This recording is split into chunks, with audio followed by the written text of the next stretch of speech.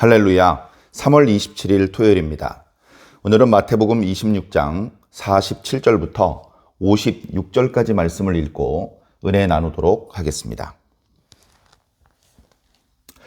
말씀하실 때에 12 중에 하나인 유다가 왔는데 대제사장들과 백성의 장로들로부터 파송된 큰 무리가 칼과 몽치를 가지고 그와 함께 하였더라.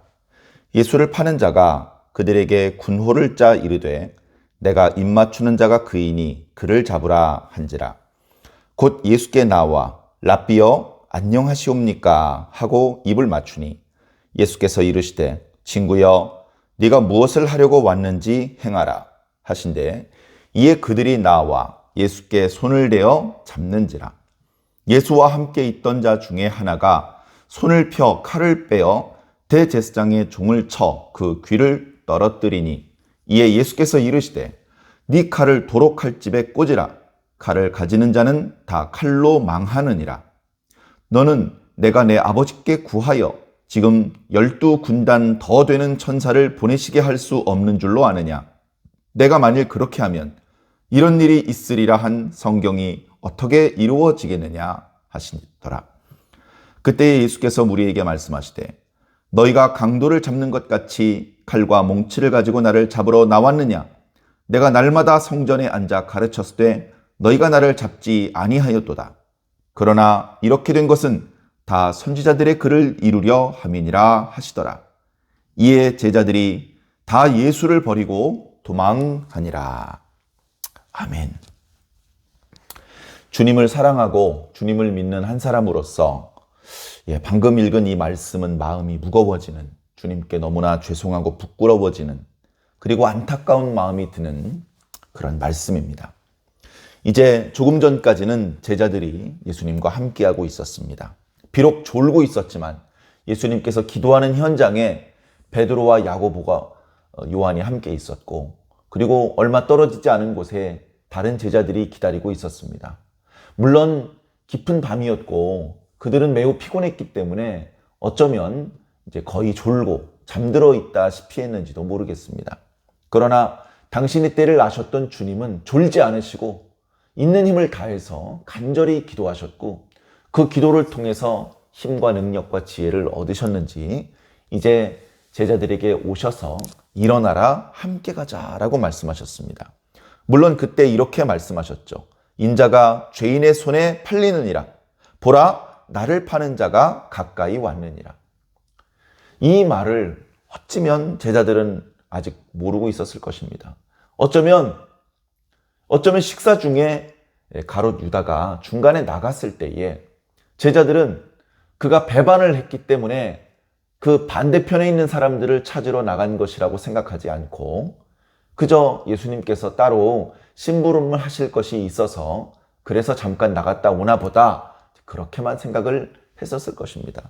그렇기 때문에 주님께서 이 말씀을 하시는 것에 대하여 전혀 깨닫지 못하고 무슨 말씀이시지?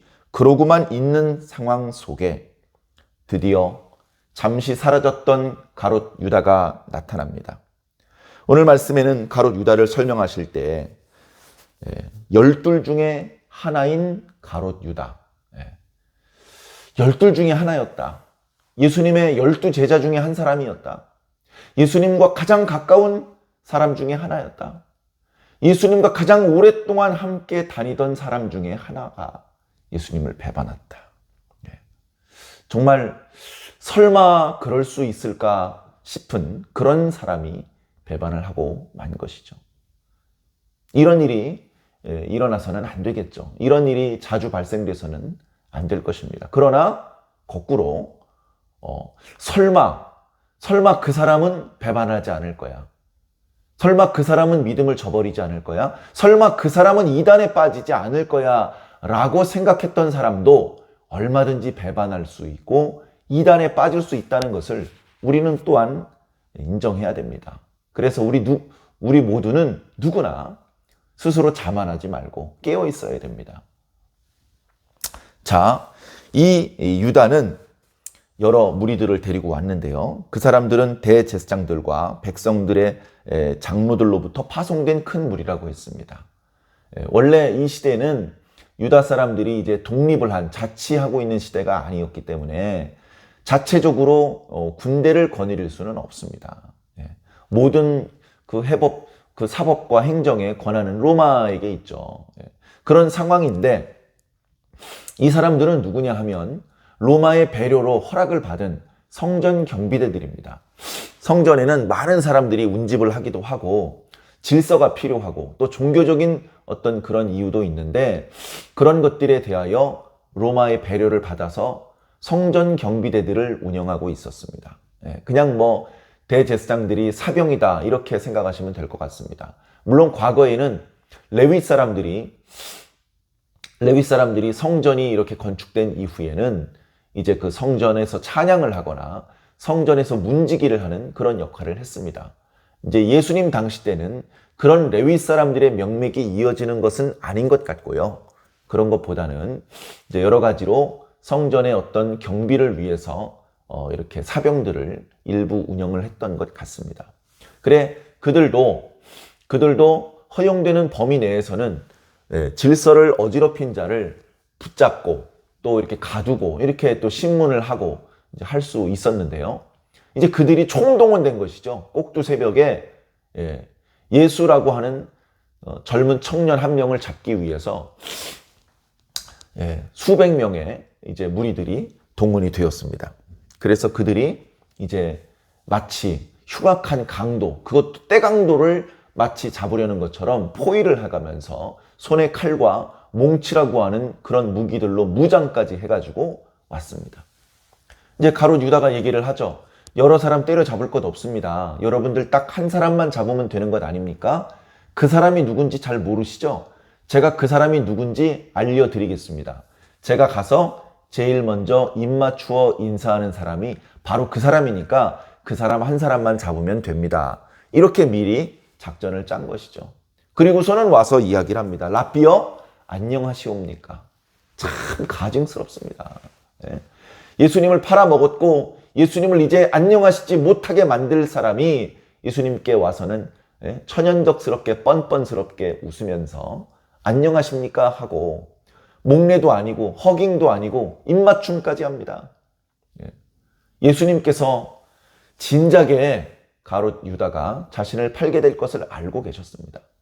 그래서 이번에도 이렇게 말씀하시죠. 친구여, 내가 무슨 일을 하려고 왔든지 그 일을 행하라.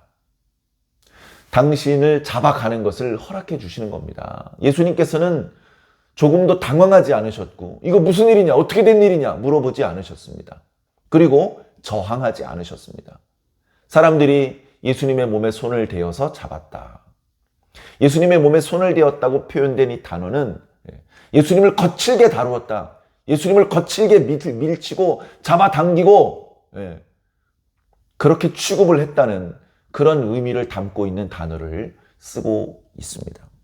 예수님께서 잡히게 되었을 때 옆에 있던 제자들이 당황했죠. 예수님 가까이에 있었던 베드로와 야고보와 요한이 당황을 했고 멀찍이서 보던 다른 제자들도 그 모습을 보고 이게 어찌된 일인가? 이거 뭐 어떻게 해야 되지? 당황하고 있을 때 베드로가 품속에 언제부터 가지고 다녔는지 칼을 꺼내서 휘둘렀습니다. 그러다가 어떤 사람의 귀를 쳤는데 귀가 잘려져 떨어졌습니다. 그 사람은 대제사장의 종이라고 표현되고 있습니다. 오늘 말씀에는 물론 예수와 함께 있던 자 중 한 사람이 칼을 폈다. 대제사장 그 종이 귀가 떨어졌다. 이렇게만 표현하고 있지만 요한복음에는 이것이 베드로라는 것을 그리고 그 대제사장의 종의 이름이 말고라는 것을 예수님께서 베드로에게 칼을 도로 칼집에 꽂아 넣으라. 칼로 일어서는 자는 칼로 망할 것이다 라고 말씀하신 이후에 그 떨어졌던 귀를 주셔서 그 대제사장의 종의 귀에 붙여주시고 치료해 주시는 그런 장면까지 말씀해 주셨습니다. 모르긴 해도 아마 그 대제사장의 종은 자신의 귀가 떨어졌고 그것을 예수님께서 치료해 주셨다는 것을 아주 짧은 시간이지만 경험을 했을 것입니다. 극심한 고통이 있더니 자기 귀가 다시 자기 귀에 붙어서 깨끗하게 치료가 되었습니다. 잘 들립니다. 옆에 있는 친구가 말고 뭐 하는 거야? 빨리 가자고. 그러나 그 제자는 놀랐고 예수 그리스도의 놀라운 기적을 체험했으며 그동안 자신이 듣고 있던 예수와 관련된 모든 소문들이 사실이라는 것을 깨닫고 아마도 예수 그리스도께서 부활하신 이후에 예수님을 구주로 영접했을 것 같습니다. 자, 그런 와중에 이제 예수님은 무리들을 향해서 말합니다. 야, 너희들이 강도를 잡으려는 것처럼 칼과 뭉치를 가지고 이렇게 많은 사람들이 왔느냐? 내가 날마다 성전에서 무리들을 향하여 가르쳤는데 그때는 너희가 잡지 않더니 어떻게 이 밤중에 이렇게 많은 사람들을 데리고 나를 잡으러 왔단 말이냐. 그러나 이렇게 될 수밖에 없는 것이었도다. 이렇게 된 것은 다 선지자들의 글을 이루려 함이니라. 예수님께서는 지금 이제 붙잡히시는 상황입니다. 체포당하시는 것이죠.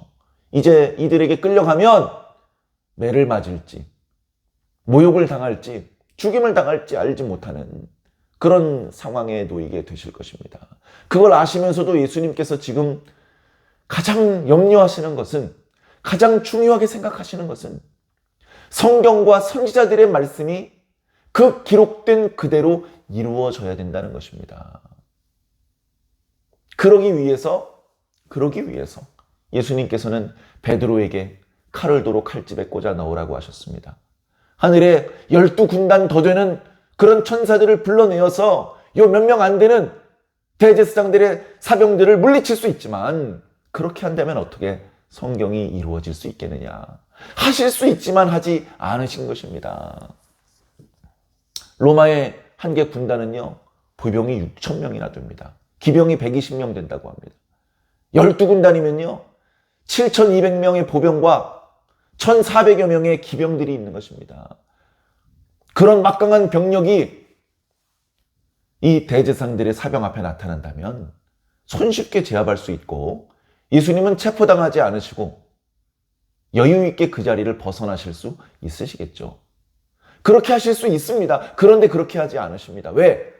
말씀을 이루어야 되기 때문에, 성경의 말씀이 이루어져야 되기 때문에, 그리고 그 말씀이 이루어져야 하나님께서 사랑하시는 그 사람들의 죄가 용서되고 그들의 죄가 속죄되고 그들이 다시 아버지와 그 단절되었던 관계가 회복되고 하나님께서 태초에 그리셨던 그 그림이 완성될 수 있기 때문에 예수님께서는 그것이 당신에게는 무척 고통스러운 쓴 잔이 될 수밖에 없음에도 불구하고 묵묵히 그 잔을 받아들이시려는 것입니다.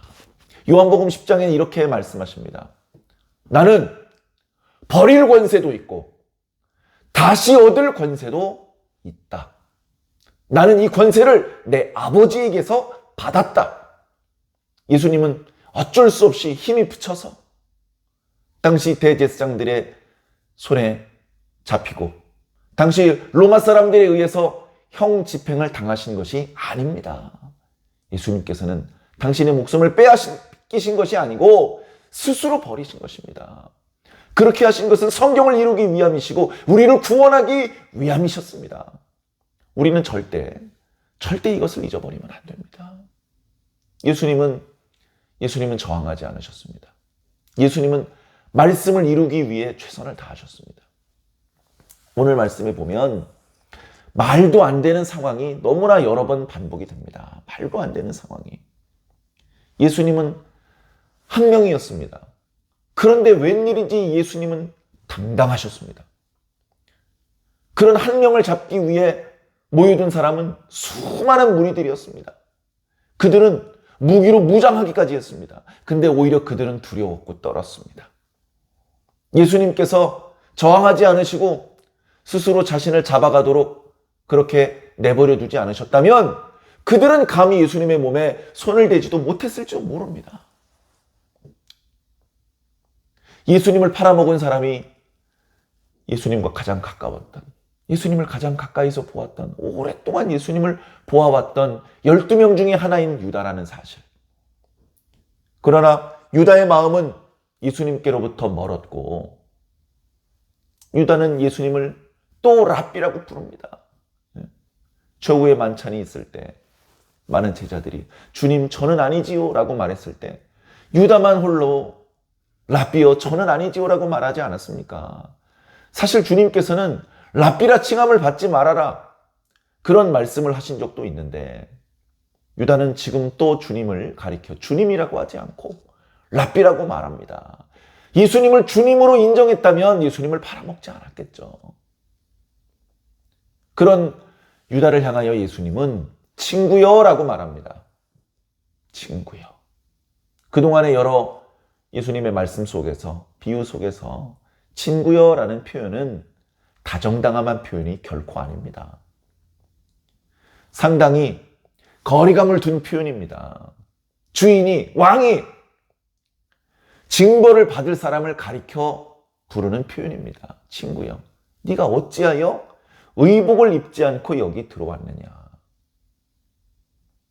그런 표현을 지금 유다에게 쓰시는 것입니다. 친구여, 네가 무엇을 하려고 왔는지 그 일을 행하라.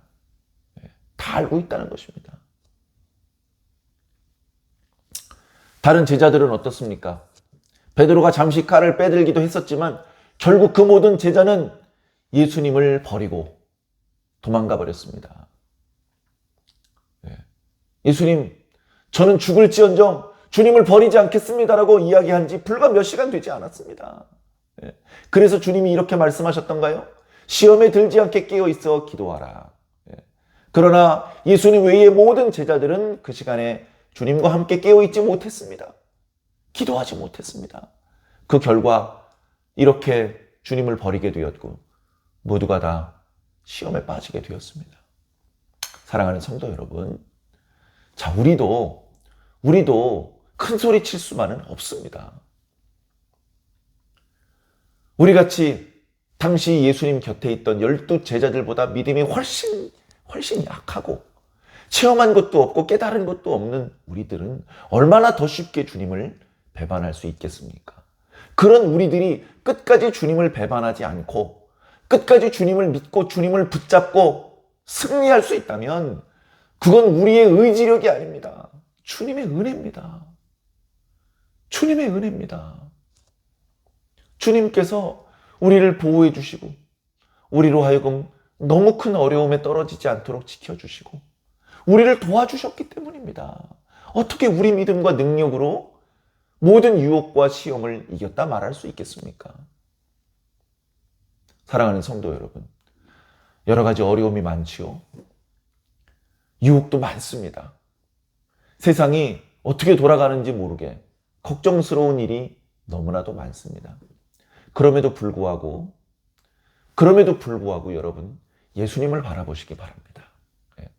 오늘 본문 말씀에서 많은 사람들이 등장하고 있지만 믿을 수 있는 사람은 예수님밖에 없습니다.